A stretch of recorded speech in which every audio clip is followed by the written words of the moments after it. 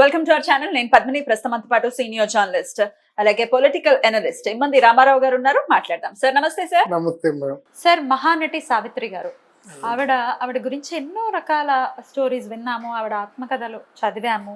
Definite గా ఆవిడకు ఉన్నటువంటి ఔదార్యం వేరే ఏ నటికి ఉండదు అన్న విషయం అందరికీ తెలిసినటువంటిది, కొత్తగా చెప్పాల్సిన అవసరం లేదు. అయితే ఒకానొక సందర్భంలో ఒక సభలో, వాణిశ్రీ గారు ఏర్పాటు చేసిన ఒక సభలో, అందరు హీరోయిన్స్ ఉన్నటువంటి ఆ సభలో సావిత్రి గారు అందరినీ చెడామడా వాయించి పడేశారు అనే మాట ఒకటి వినపడుతూ ఉంటుంది. ఇందులో నిజాలేంటి? ఇది ఎప్పుడు మనకి 1979 ముందు ఏదో జరిగింది. ఎక్కడ సవేరా హోటల్లో ఎవరు నిర్వహించారు? వాణిశ్రీ నిర్వహించారు. వాణిశ్రీ వస్తే వాణిశ్రీతో పాటు జయసుధ, జయప్రద, జయచిత్ర, ప్రభ, అప్పుడున్న శ్రీప్రియ, వీళ్ళందరూ అప్పుడున్న ఆర్టిస్టులు అందరూ వచ్చారు. అందరు హీరోయిన్లు వచ్చారు. హీరోయిన్లు వచ్చాక మన అక్కడ జలగం వెంకటరావు గారు ఇక్కడ ముఖ్యమంత్రి, అక్కడ ముఖ్య అతిథిగా వచ్చాడు. టీవీకే శాస్త్రి అని ఆధ్వర్యంలో వచ్చింది ఈ సన్మానానికి.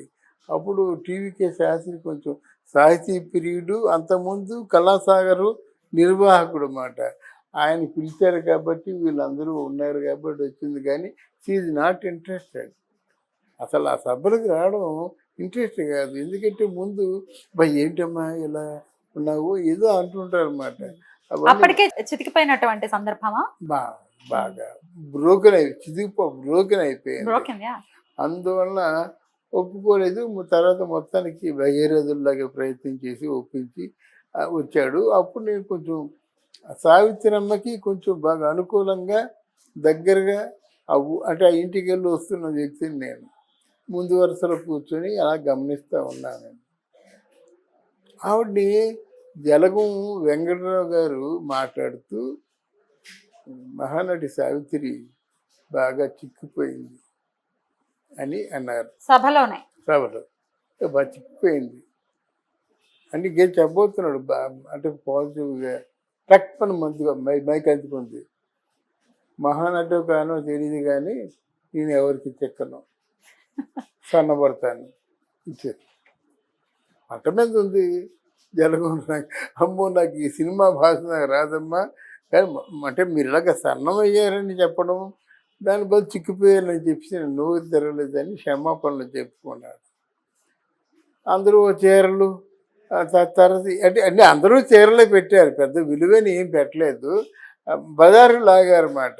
అంటే వీళ్ళ సావిత్రిలాగే నువ్వు యాక్ట్ చేస్తున్నావు అని వాణిశ్రీని అంటారు, సావిత్రిలాగే యాక్ట్ చేస్తానని జయసుధని అంటారు. వీళ్ళందరూ మీ ఆశీర్వాదాలు కావాలి, మీ బాటలో నడిచేలాగా వచ్చామని చెప్పడం కోసం జయప్రద వీళ్ళందరూ ఆవిడకి చెప్పడం కోసం చేశారు.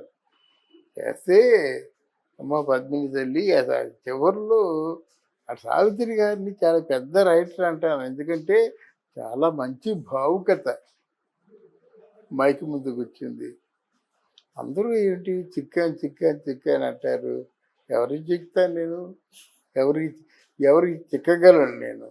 ఆ మాట అన్నదే చెప్తూ మీరు అందరూ కూడా దేవత దేవత దేవత అంటున్నారు.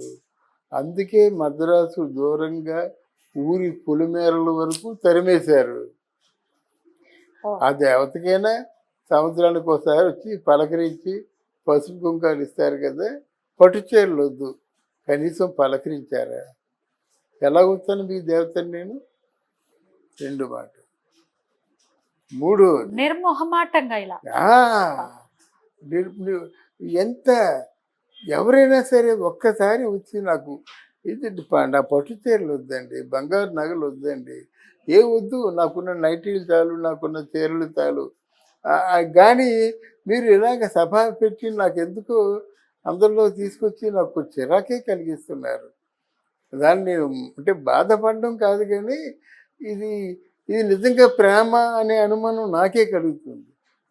ఇంతమంది వచ్చారు. నిజమేనా సార్? ఎవ్వరు వచ్చి పలకరించిన దాఖలాలు అదే అండి. సంవత్సరానికి ఒకసారి కనీసం ఎవరైనా పలకరించారా? ఎక్కడ మడవ లాంటి ప్రాంతం, అన్నానగరు, అప్పటికి వెళ్ళిపోయిందంటే అక్కడ బాగా 500 రూపాయలకి ఒక సింగిల్ బెడ్రూమ్ ఉంటుందని వెళ్ళిపోయింది కట్టుకోలేక. ఓ చిన్న బాగా డ్యామేజ్ అయినటువంటి కారం. ఒక ఫియట్ కార్ ఉండేది అంతే. ఆ ఈ షీల్డ్లు బంగారు షీల్డ్లు వెండి షీల్డ్లు తెలియదు ఆవిడకి. అంతే తెలిస్తే అవమ్మనే కొన్ని లక్షలు వస్తాయి. తెలిసిన వాళ్ళు ఆవిడకి అంటే అవన్నీ తెలియదు. అందుకే ఆవిడ సావిత్రి అయింది. ఈ షీల్డ్లు అమ్ముకుందాం అట్లాంటివి లేవు. అలాగే ఎవరికి అందింది వాళ్ళు తీసిపోయారు. మిగిలిన అలాగ ఉంటాయి అంతే. తర్వాత చాలా కన్నీరు పెట్టిన సందర్భం ఏంటంటే ఒక్కసారి మీరు ఎవరైనా పలకరించారా మీరు? సావిత్రి ఎలా ఉందని మీరు కనీసం అంటే సావిత్రి మీద మీకు ఏమాత్రం ఇంత ప్రేమ ఉంటే నన్ను ఖచ్చితంగా పలకరించేవాళ్ళు అని చెప్పేసి కొంచెం కంటతడి పెట్టుకుంది. మీరందరూ నన్ను ఆత్మకథ రాయమని అడుగుతున్నారు. అంటే ఆత్మకథ రాయాలంటే అప్పుడే నాగేశ్వరరావు గారు మేడ మీద ఉన్నారు సవేర హోటల్ మీద. ఆత్మకథ రాయమంటే అసలు ఆత్మీయ లేని మనుషుల గురించి ఏం ఆత్మకథ రాయమంటారు? నేను ఆత్మకథ రాయను. నాలోనే అన్నీ కట్టెల్లో కట్టిగా కారిపోయినంత వరకు ఉంటాయి. కానీ ఆత్మకథలు రాసి నేను ఎందుకు బజార్లో పడతాను, మిగతా వాళ్ళు ఎందుకు బజారుకి ఏడుస్తాను అని ఒక్కొక్కరు ఆ రోజు చివరి వరకు కూడా వాడికి ఎంత కోపం వచ్చిందంటే కనీసం సవేర హోటల్లో డిన్నర్ ఏర్పాటు చేస్తే డిన్నర్ కూడా ఉండలేదన్నమాట. అది అంత గొప్ప సున్నితమైనటువంటి నటిని మళ్ళీ జీవితంలో మరొకరిని చూడలేదన్నమాట. మిగతా వాళ్ళ రియాక్షన్ ఏంటి సార్? ఎవరైనా మాట్లాడటం కానీ చాలా బాధపడ్డారు, చాలా ప్రాధాయపడ్డారు, చాలా లంచ్లో కూర్చోమని డిన్నర్లో కూర్చోమని తిన్నారు. ఇంతమంది ఎంత బ్రతిమాలినప్పుడు కూడా అప్పుడే మీరు అందరూ పైకి వస్తారు, బాగొస్తారు.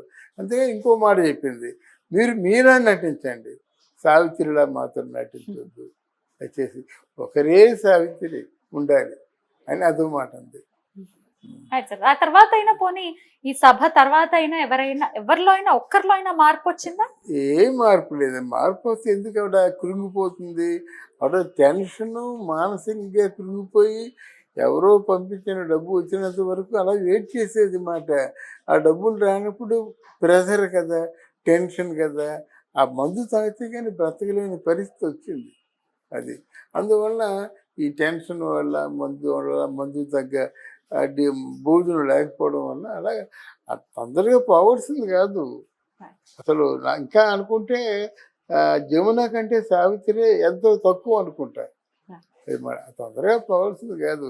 కేవలం అది మానసికంగా కృంగిపోయి ఇంకా బ్రతికేది ఎందుకు అనేటువంటి ఆలోచనతో పోయింది మాట. మన పవన్ కళ్యాణ్ ఒక 30-40 సీట్లు తీసుకుంటే గెలిచేస్తారన్నమాట. ఇప్పుడు వేవంతా కూడా పవన్ కళ్యాణ్ వేవే బాగా హెల్ప్ చేసింది. అక్కడ పవన్ కళ్యాణ్కి వేయకపోతే తెలుగుదేశం పార్టీకి వేయమన్నారు, అయితే బీజేపీకి వేయమన్నారు. మిగతా చోట్ల ఆయన నిలబడిన చోట వాళ్ళకి వేయమన్నారు. కానీ అంతా ఉండి ఈరోజు చాలా పాజిటివ్గా ఉంది. అంటే ఇంత అంటే గ్యాప్ ఎందుకు ఇచ్చారో తెలియదు. కానీ రేపు రేపు ఎన్నికల్లో రిజల్ట్ వచ్చిన తర్వాత డెఫినెట్గా కూటమి గెలుస్తుంది, అక్కడ మోదీ ప్రభుత్వం గెలుస్తుంది. కానీ మోదీ ప్రభుత్వం మీద కొంత వ్యతిరేకత ఉంది. ఎట్లాంటి పాయింట్స్ మీద వ్యతిరేకత అంటే అక్కడ మోదీ తాలూకు పార్టీలో కనిపించేవారు ఇద్దరే కనిపిస్తున్నారు, అమిత్ షాను మోదీని. ఏ నిర్ణయం తీసుకోవాల్సిన వాళ్ళే. మోదీ పరమేశ్వరుడు అనుకుంటే ఈయన నందీశ్వరుడు. ఇలా ఉంటారన్నమాట. వీళ్ళు మాటలు లేకుండా ఏమి జరగదు కనుక అందువల్ల మోదీకి కొంత తక్కువ రావచ్చు, గెలుస్తాడు, సీట్లు తక్కువ రావచ్చు. కాంగ్రెస్ పార్టీకి ఎంతమంది కాంగ్రెస్ పార్టీలో కూడినా ఆయనకి ఇంకా కుర్రతనం పోవటం లేదు. అంటే రాజకీయ పరిణతి ఇంతవరకు వచ్చినట్టుగా కనబడటం లేదు ఆయన మెంటాలిటీ చూస్తుంటే. అందువల్ల ఇప్పుడు ఏంటంటే ముఖ్యంగా అందరూ చేయని పనిని బీజేపీలో ఎవరు చేశారంటే 5 సంవత్సరాలుగా రామ మందిర నిర్మాణం ఎవరికీ సాధ్యపడలేదు. థ్యాంక్ యూ అమ్మా, థ్యాంక్ యూ.